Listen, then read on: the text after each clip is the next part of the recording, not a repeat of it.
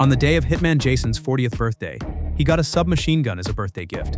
His buddy set 2 watermelons on some wooden posts and told Jason to test out the gun's power with just a few bursts. The watermelons exploded into juice. The accuracy and recoil were absolutely perfect. Jason thought he'd just keep it as a collectible, but he ended up needing it that very night. While rolling a smoke by the window, he spotted a strange car parked below. Being cautious, Jason grabbed his military-grade night vision goggles and saw 2 men inside staring directly at his house. He figured they were enemies from his past, so he put on a bulletproof vest and drove out toward the outskirts. Checking his mirror, he saw they were following him. He sped up and headed for an abandoned warehouse, grabbed his birthday gift from the trunk, then hid behind the hood waiting for the hit.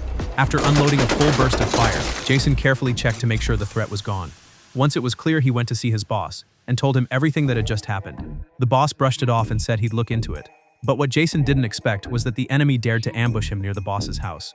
They knew Jason could fight, so they tied his hands up, even took his old Nokia phone. With 2 armed thugs in front of him, Jason calmly said they were probably just after money. If they let him go, he'd give them $1 million. The promise of that much money made the unprincipled hitman jump out of the car to talk.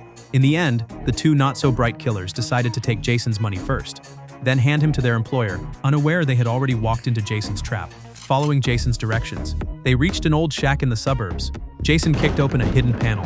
Inside, the killers found a safe. Jason told them he never used a password for safety reasons.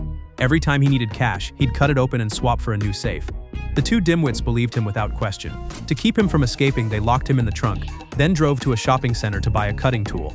Just to be safe, one stayed behind to watch Jason, while the other went in to buy the gear.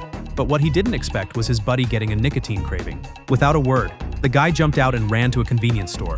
Unluckily for them, 2 car thieves saw the whole thing.